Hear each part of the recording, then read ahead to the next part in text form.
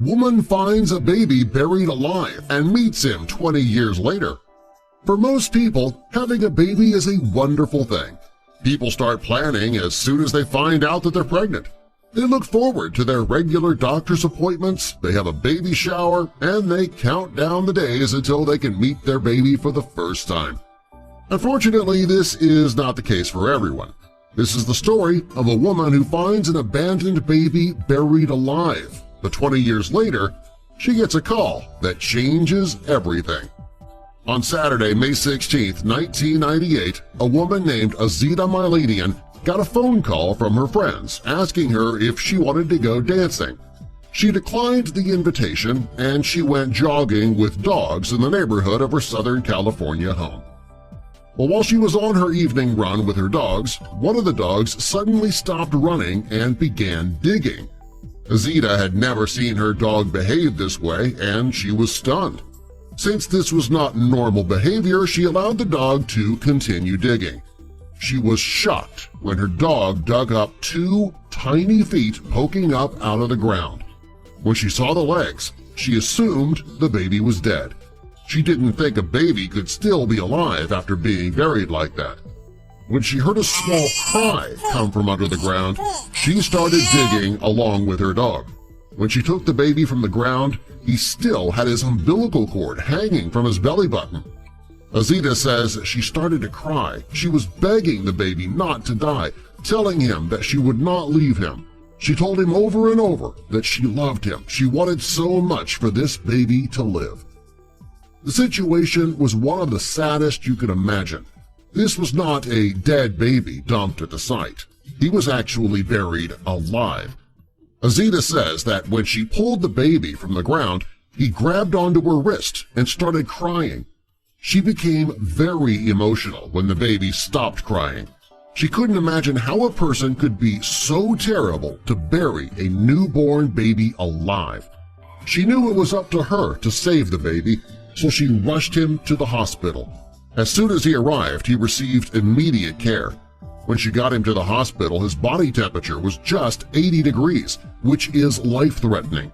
Fortunately, he survived. As soon as Azita got the baby to the hospital, they contacted the police. They started an investigation to find out who did this to the adorable baby that the nurses named Christian. About a month after Azita found the baby, the police received a phone call from a woman claiming to be the baby's mother. She asked how much trouble she was in for what she did to her baby, and then she hung up. The authorities believed that the baby's mother was very young and she panicked after giving birth. She likely wasn't thinking clearly when she dumped her baby and buried him alive. When Azita first found Christian, she considered adopting him and giving him a good home.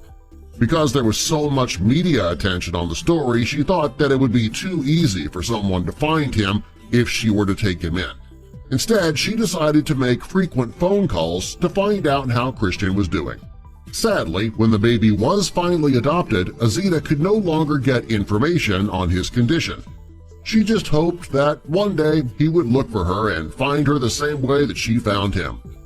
Well, years passed, and Azita didn't hear anything. She had no idea where the baby was or how his life turned out for 20 years.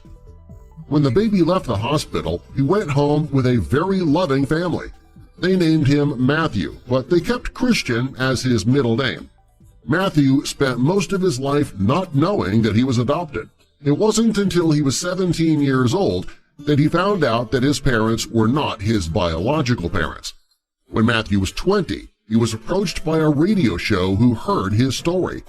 They asked him if he'd be willing to take a DNA test to find his biological mother and then get the results live on the air. He agreed. At the time, he wanted to know who his mother was. However, what he wanted more was to meet the woman who saved his life. The producers knew the entire story, and they knew about how Azita saved his life. They decided to invite her to the show as well. She jumped at the chance because she spent the last 20 years wondering what became of the little boy she saved. When Azita and Matthew met face-to-face, she was finally able to feel relief. She was so happy that the baby she saved was raised by a wonderful family. According to Matthew, His childhood was great, and he couldn't imagine a better upbringing than what he had.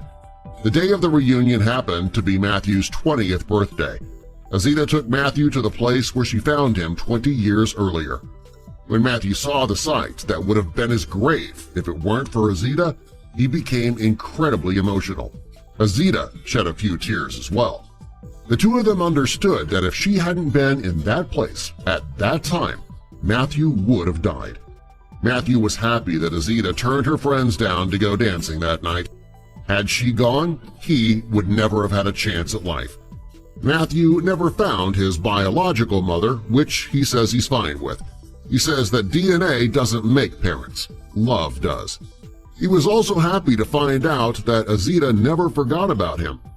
According to Matthew, it's thanks to Azita that he was able to grow to become a man, and they would have a bond for the rest of their lives.